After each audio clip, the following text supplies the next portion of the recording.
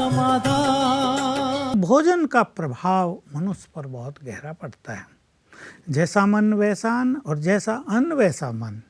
तो इनको अपने भोजन को पवित्र बनाना है, उसको ब्रह्मा भोजन बनाना है। और उसका तरीका, थोड़ा मेडिटेशन कर लें भोजन बनाने से पहले, थोड़ा प्रेम अपने मन में पैदा कर लें अपने पूरे परिवार के लिए। इसके मन में जो तीनों के लिए एक निगेटिव फीलिंग हो गई है, भाई ये क्या कर रहे हैं, इनको ऐसा नहीं करना चाहिए, ये अपनी भावनाओं को बदलें, अपने थॉट्स को बदलें कि तीनों बहुत अच्छी आत्माएं हैं, आज नहीं तो कल इनमें परिवर्तन आएगा। तो ये उनको प्यार के वाइब्रेशंस देंगी। पहले तो प्यार के वाइब्रेशंस दें। मैं कुछ सवेरे की बात कहूँगा, लेकिन मैं पहले भोजन की बात कर रहा हूँ। भोजन में प्रेम भरें, बहुत प्रेम से बनाएं। चलो उनके लिए इनको प्रेम पैदा नहीं होता तो इस भावना से भोजन बनाएं कि मैं भगवान को अर्पित करने के लिए भोजन बनाती हूँ, प्यार एकदम। दूसरा, इसमें इनको पवित्र वाइब्रेशंस देने हैं। और जैसा हम बार बार कह रहे हैं, मैं पवित्र आत्मा हूँ, मैं परम पवित्र आत्मा हूँ, मैं भगवान की संतान हूँ, ये भोजन बहुत बड़ी औषधि है, ये प्रकृति की कितनी सुंदर देन है। इन विचारों को करते करते ये खुशी में भोजन बनाएं।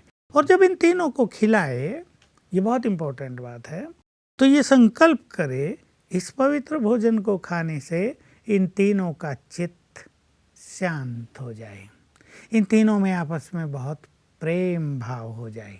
ये संकल्प करे और ये रोज करे।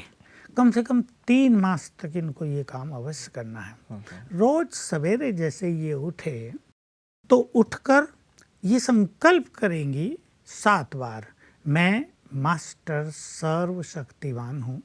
अब हमारे सब दर्शक इस शब्द से अच्छी तरह परिचित हो गए।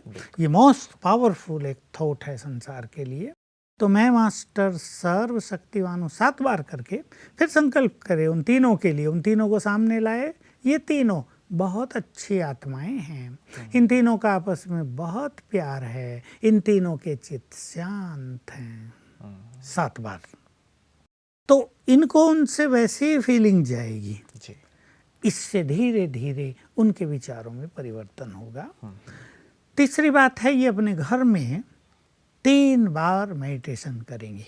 देखो तीनों तो चले ही जाते हैं घर में, ये रहती हैं अकेली। अब 3 बार ये 15-15 मिनट बहुत अच्छा मेडिटेशन करें और अपने घर में शांति का, पवित्रता का और शक्तियों के वाइब्रेशंस फैलाएं। इसकी विधि राजयोग मेडिटेशन में हम बहुत अच्छे सिखाते हैं। जिन्होंने सीखा है, नहीं सीखा है, वो हमारे सेवा केंद्रों पर जाकर इसको विस्तार से जान सकते हैं।